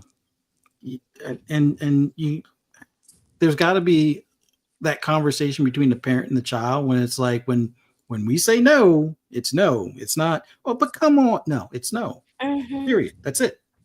There's no more. I don't know. I don't know. That character, James McAvoy's character, looked like he consumed protein drinks from morning, day, and night. So the idea of like sending my kid off in an unknown area that I'm not as well known, like I'm not as familiar with, the idea of sending my kid off to go hang out with this chalky dude, like, nah, not so much. Like I would have been like, no, we're good. We'll go rent one ourselves. Thanks, though. We're good. And then when you couldn't even see what they were doing, you hear all of this commotion and chaos. Yeah, which that would have killed any potential grouping up or anything with that family. Like let's just say a moment of weakness. Oh yeah, take a ride around the block, and it sounds like you're about to almost crash coming back. All right, we're going back to the hotel and going home or whatever, because they hadn't stayed at. This was before they'd stayed at their house. They were still on quote unquote vacation at that point, correct? Yeah. Yeah, no, When they're driving around on the moped or whatever, they're still on vacation. Yeah. So that would have been. Yeah, we're gonna keep our distance. Like, yeah, we don't like the Danish couple, but at least I can tune them out, or just nod my head and smile, like, yeah, okay. I think maybe the husband was convinced that McAvoy's character was very well off because that's the way that they put themselves out there, right? Yeah. And so maybe the husband was a bit of a gold digger and was like, maybe I can bed this dude and get his money.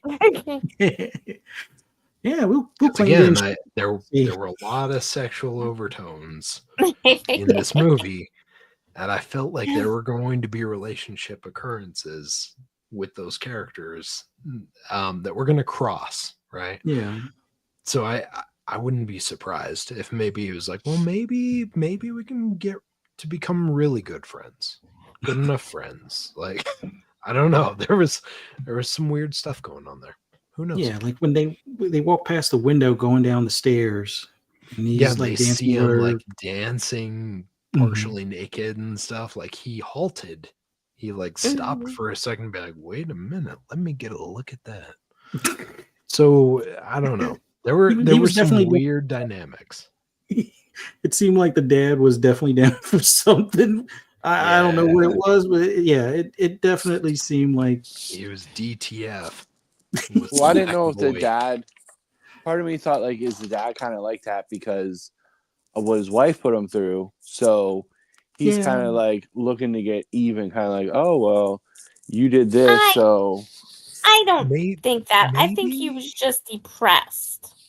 Well, he was depressed, but the whole thing, I felt like they kept going back to, I mean, granted, they talked about the text messages, but I felt like maybe the husband had some sort of like ED issue or something. And like when he saw McAvoy, I felt like that was not the case. He didn't need any consoling. I see what Cypher pays attention to. I'm just saying there were some dynamics there that like pop out like a like a swollen, well, they did say what they said they have sex every night, and then the wife was like, "Oh, he's lucky if he gets it once a month." Like, and he's just there like, "Wow, thanks." Yeah, like, she kicked him square in the junk with that one. She's like, "Oh yeah, my limp-handed husband over here can barely manage to do anything for me once a month." Like, I thought that was, I mean, that was, who's the real villain, Fuzz? Maybe we should have threw her ass in the water.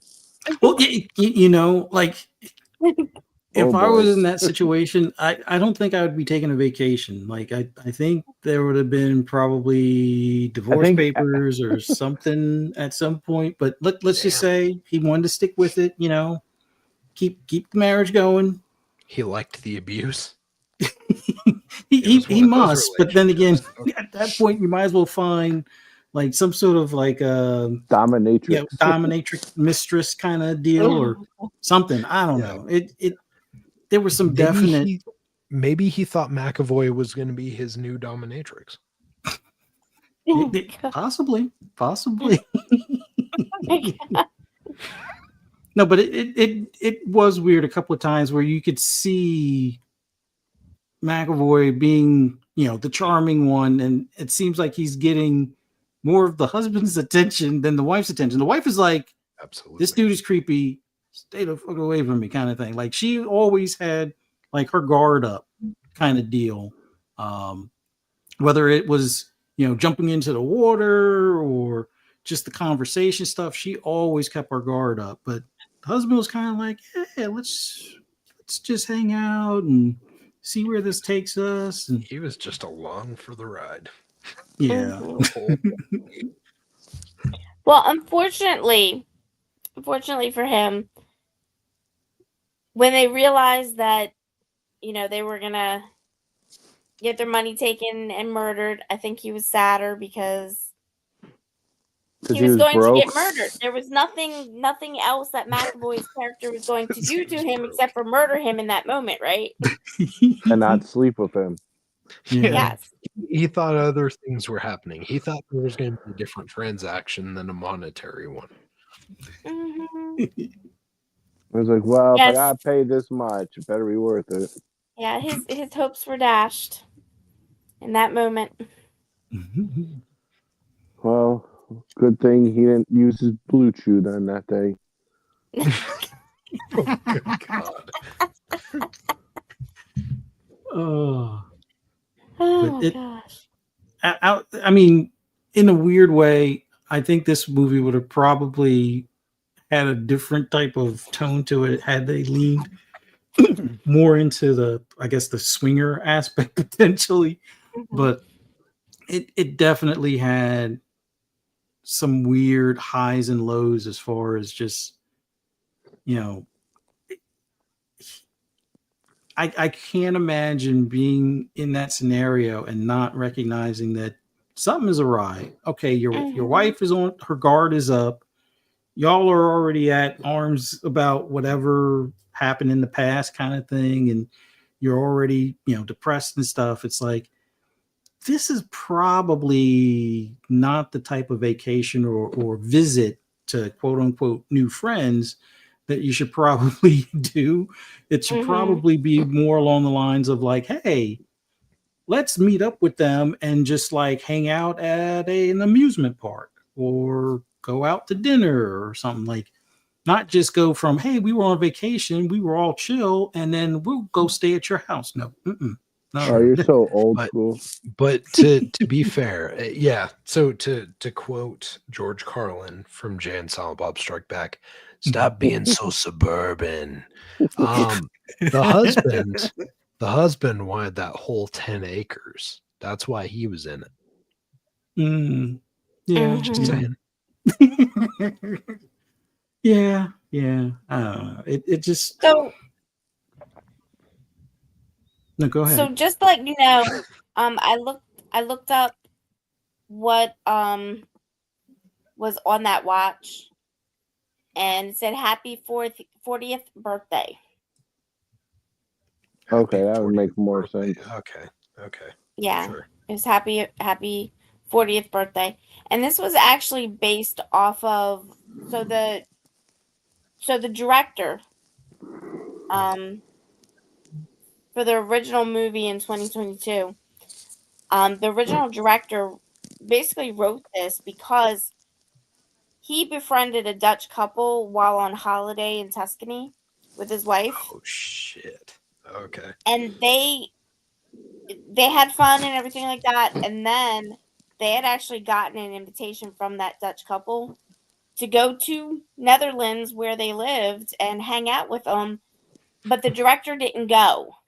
He said, "Fuck no."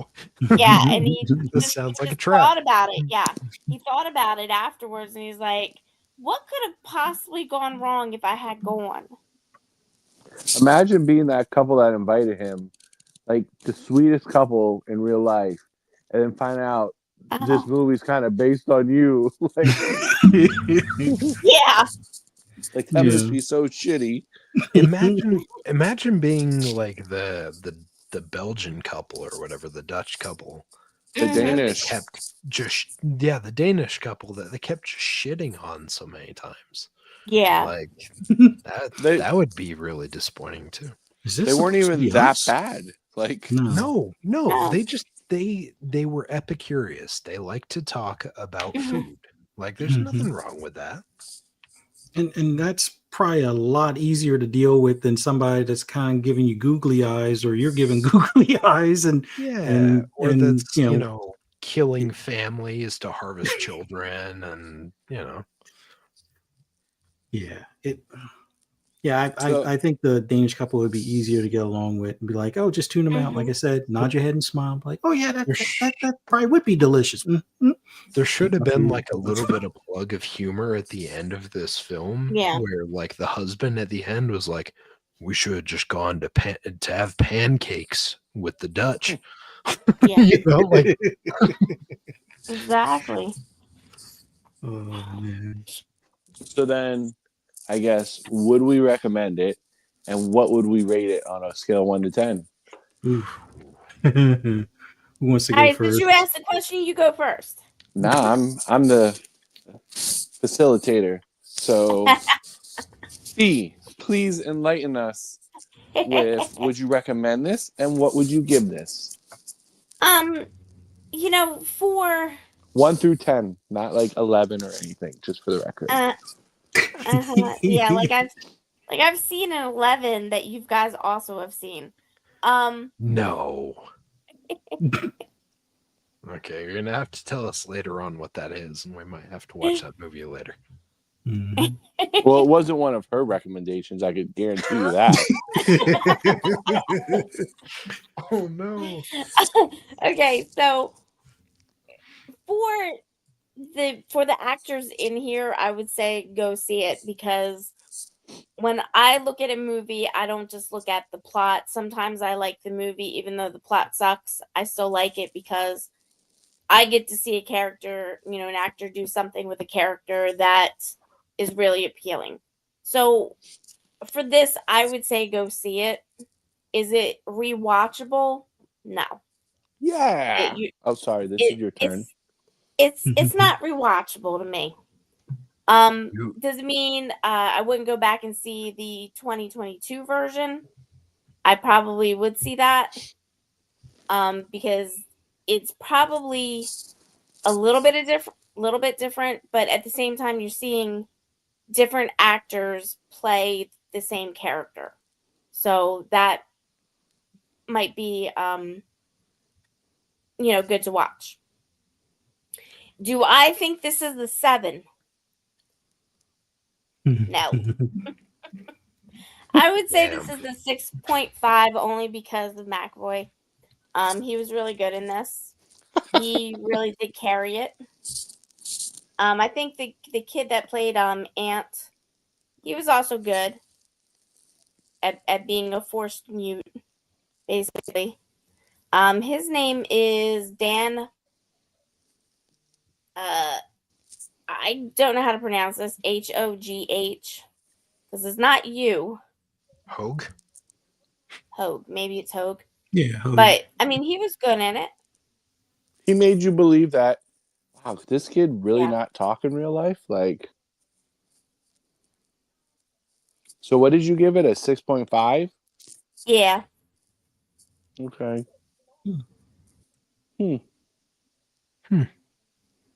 What about Who's you? next? What about you, Presto?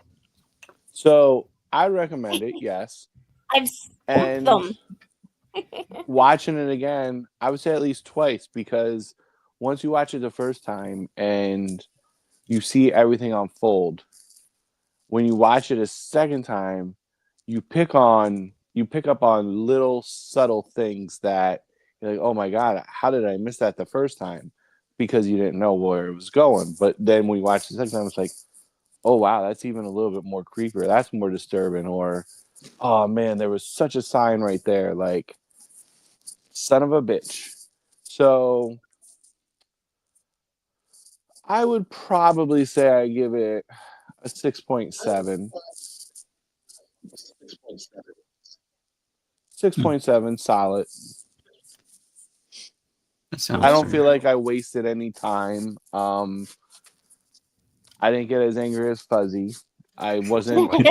I mean, you asked Fuzzy about this movie. He went from the dad, like, this dad not being able to do anything, but then if Fuzzy was in the movie, he would have just killed everyone and just been done with it. Like, everyone's drowning, according to Fuzzy. Like, you drown. I'm gonna get rid of that bitch of a wife too, and I'm gonna drown her ass. Maybe I'll let the kid live. He's like the Oprah of drowning. He's like, Yeah. you get to drown. You get to drown.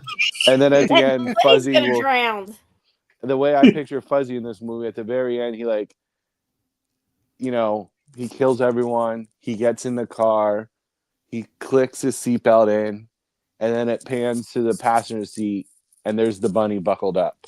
That's how I picture the movie ended with Fuzzy. He's That would be a in the plot house. twist.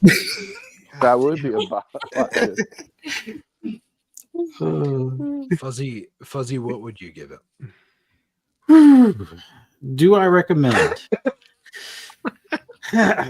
if Like the Should response wait to for that. Fuzzy's response. I think Silent Cypher should go first. What? No, let Fuzzy go. Let's Yeah, hear the man let's out. give Fuzzy. I liked his initial response. His Would I Go for it. recommend if you're the type that likes yelling at the screen, then sure, have at it. Because I think this I probably should have did like I did for last week's movie where it's like this might be best to watch from a Mystery 3000 or whatever that series was, where it's like instead of really watching a movie, you're you're critiquing the movie as you go and throwing popcorn at the screen kind of thing. I think that would have probably kept my blood pressure down.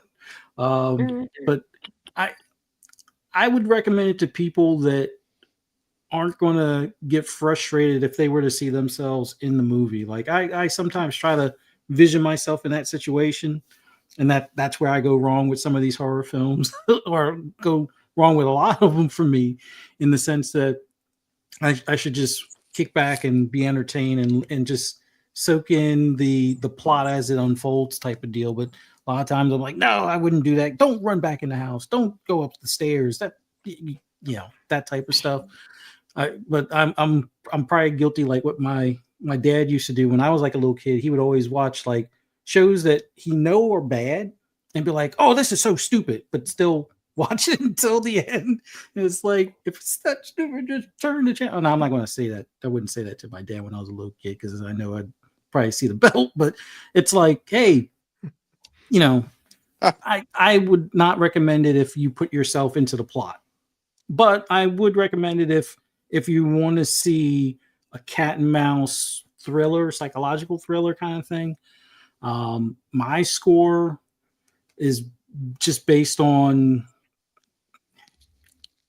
I would say, my entertainment of this movie. Like I give it a 6, but I'm pretty sure it would probably fare a bit better if you're not so focused on like the mistakes or the normal plot falls that some characters make, where it's like instead of running out of the house, they run up the stairs. Instead of trying to keep going, they stop and turn around and stuff like that. So if those things don't bother you, by all means, I would say definitely give this a rewatch. Now, will I rewatch it? No. I'll probably watch the 2024 or no, the 20 whatever the 22. earlier one is, 2022. 2022. And just seeing from the trailer of it, I have a feeling that the ending might be a little more sensical to some extent, but we'll see. But it's way different, the ending. Okay. And then a couple other scenes. I just want to say one thing. Fuzzy gave this a 6 because he didn't fall asleep. Yeah, I mean, it got my attention. It's definitely something that there is entertainment value there. It will grab your attention. It's just that it wound up probably irking me more than entertaining me, but it's still it's a good quality. Well, was it A24 produced this? Asleep, you give it a lower score than a 5. So we're gonna start. Don't fall asleep. It's above a 5. Yeah. So we're gonna start rating as did Fuzzy fall asleep? Did it hold my attention all the way to the credits? Well, no, but I would say this is, like I said, for me, not rewatchable per se until I see the 2022 version, and then I might give this a rewatch just for a rehash for familiarity type of thing. But I would say it's something that people should watch, just not unless you're like, if you're like me, then throw the popcorn at the screen, yell at the characters, and relieve stress that way, as opposed to running your blood pressure up. And that's where I give it. What about you, Cypher? What was your take on this? Yeah, so I'm probably sitting right around a 6.5. I will give them credit. There were definitely some things that it had going for it. James McAvoy, again, we've mentioned it multiple times, but like he put himself very much into this character. he did a really good job at physically transforming to be an opposable character in this movie. But I feel like, unfortunately, it was kind of a missed opportunity because they didn't utilize James McAvoy as much as they could have. Yeah. There was tension, yes, but I feel like they could have utilized his intensity and some of that like anxiety he could form just with his opposing character. They could have utilized that more in the film. The rest of the characters were fine. It wasn't a bad film. I feel like there were some missed opportunities. I feel like I'm kind of the broken record on this recently. Is like the last couple ones we've talked about. I feel like there are just some missed opportunities where they could have really explored the character more, or they could have done some other stuff to make it stand out. And that's kind of where I sit with this one. I look at it like fuzzy, and there were some instances where like I won't spoil anything more than we already have, but the ladder scenario, right? Like, you already knew how many people were remaining potentially to go through if you went back through the house. Why would you bother doing what you did? Like, things could have been done differently because you already knew where you stood in the scenario. But again, like, it was a scenario, like if you put yourself in that same situation, it were a real life situation, maybe you wouldn't act as rationally. So I get it. But it's definitely worth watching, especially the fact that it's on Peacock. If you have Peacock, or if you have what is it? I think if you have Xfinity or Comcast, I think you have a couple of years of Peacock for free anyways. So check out the film. Worst case scenario, you're out your time. That's not so bad. But yeah, I enjoyed it. I think it could have been done better, but I do think they did a pretty good job generally. I feel like you originally gave it a 6, but then when you saw 6.5. James, you gave it a 6, and then once you saw him in his underwear, you went up to a 6.5, and then you didn't give it above that because there wasn't no swinger activity going on. Yeah, so, like, you had all these mixed emotions. It's like, dude, I had expectations. I was gonna put you at a 7, and you didn't get there. I would have even put you at 6.9. Nice. Yeah. But see, I'm wondering though. I have something that I'm wondering. Did he stuff his underwear? Cypher, that's what you're wondering. No. Cypher, did you want to play the dad in this? Did you want to be close to McAvoy? Well, I mean, it's James McAvoy. Like, what's not to love? Or the wife in bed. No, I just kept thinking, like, because there was this sexual tension between the characters that you could not miss. Yeah. Like, almost every scene that the couples were together or separate and longingly looking at each other's activities, it just felt like there was something that was going to happen that was going to make this go to a whole different place. And then it didn't happen. And you're just like, really? Okay, sure, whatever. Well, you had the James McAvoy couple as they were always touching each other, always like sexual, and then the other couple were like virgins. They ice cold. Yeah, it was. I don't even think they really touched each other in the whole movie. Like they didn't.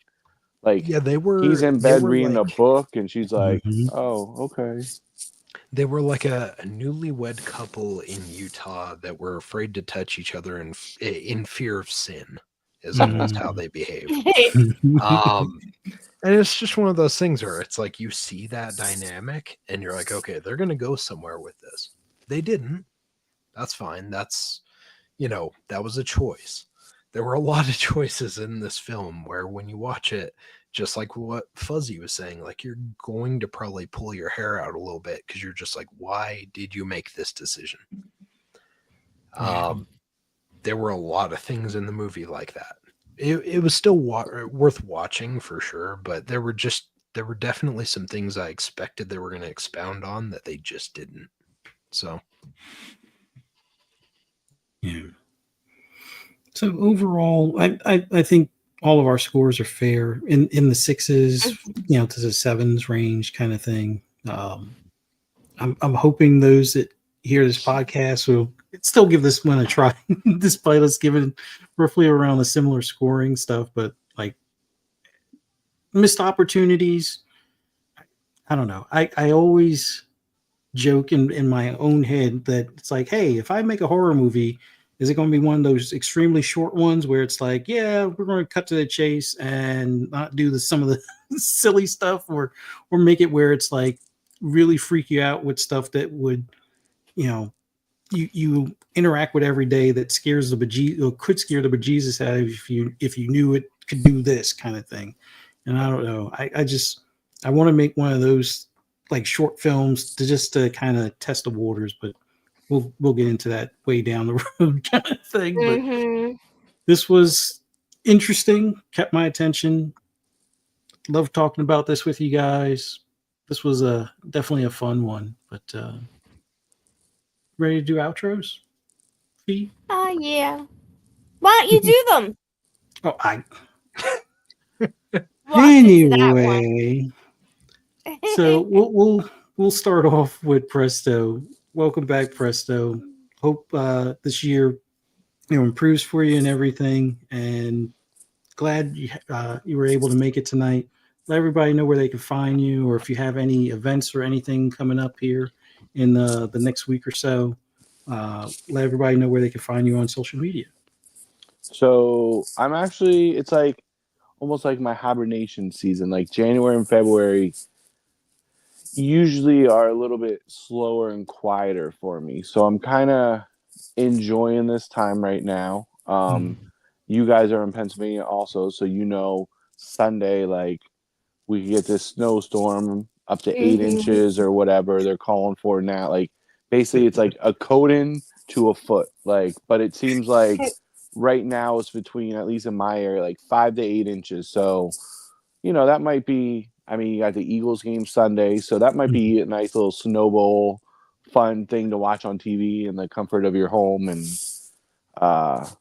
yeah, so I'm kind of just laying low, kind of trying to get some stuff done around the house and just trying to get back in the groove of things. So yeah, other than that, that's about it. So I'm looking forward to catching up on some shows, starting some new shows, maybe some movies, because I wasn't doing much of that either. So yeah, there I am.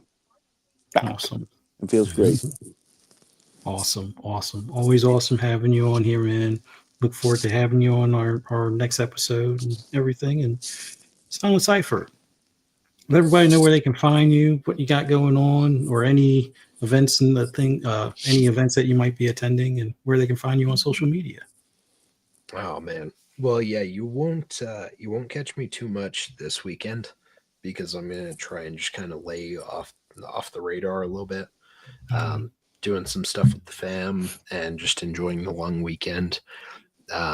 Possibly going to try and watch some more Dexter, might pick up Peaky Blinders, and I think after this conversation, I'm going to go back and I'm going to watch the original Speak No Evil, because I am curious how it differs from this one. So might do that this weekend. Besides that, though, you'll catch me hopefully on Wednesday at 7 p.m. Eastern Standard Time on Xbox International, hanging out with Crazy Louie, Sour Blow, and possibly Plume. Just a bit. The name? It's the name. I always forget about Crazy Louie until you bring him up. Oh, man. Crazy Louie. Yeah. He's a character. If any of you listening to this have not watched his morning shows, you owe it to yourself sometime to watch a morning show, because it's an experience on its own. We love him. He's a character. But yeah, besides that, hopefully I think you'll end up catching me next Friday on Double Barrel Gaming's podcast, Breakfast with Boom, hanging out with Fuzzy and probably Korkenstein and maybe someone else, maybe. Not sure. Okay, wait a minute. Don't you have a thing to go to? Yes. So that's in the afternoon. So you probably will not end up catching me here on Fright Nights with Ferocious Fee, because my daughter is doing some driving stuff that Nice. I get to deal with. I don't think that's nice. I think it's nice too. Yeah, if I still had hair, I'd probably pull it out, but is what it is. But yeah, so you'll catch me around. You can catch me on social media on Blue Sky, Silent Cipher. You'll catch me retweeting stuff on X for another day or so, and then I'll be bouncing off of that. Besides that, find me on Instagram, probably on TikTok as Silent Cipher 2.0. Hopefully catch me putting some stuff up that you can actually look at on Fiverr here shortly. And yeah, besides that, it's been great. Chat, thanks for hanging out with us. Thanks for tolerating our conversation about promiscuous couples abducting children and throwing them in pools and lakes and ponds and all that fun jazz. And drowning everybody. Drowning every motherfucker.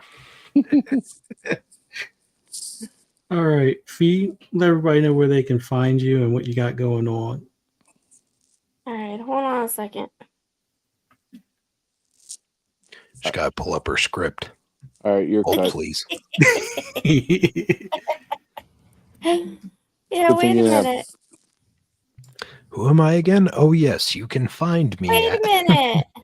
All right, Fuzz, maybe you should just go next. All right, No, no, yeah. I'm back. I'm back.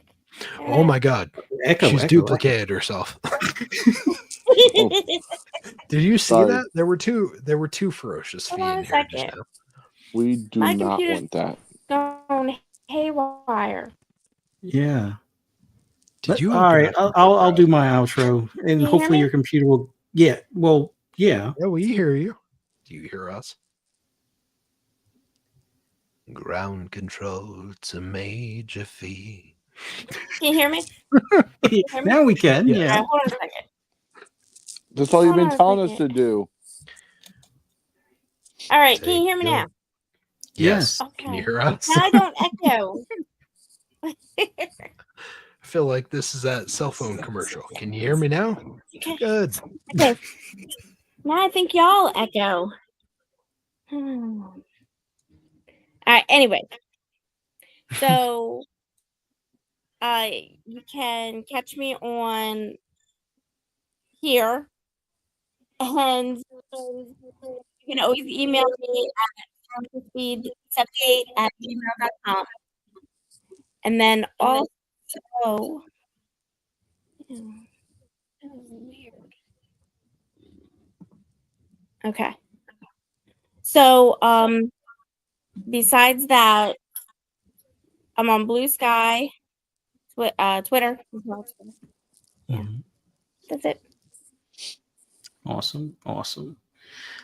And for those that want to find me on other podcasts or social media outlets, just do a search for Fuzzy Belvedere. I'm pretty much everywhere but Facebook, only because I'm not going to use my real name or change my real name to Fuzzy Belvedere, because that's the only way I can create a Facebook page is, hey, show proof of driver's license. But anyway, other than that, other podcasts like in probably the next hour or so, Xbox Ultimate on Fun Speculations channel later on tonight.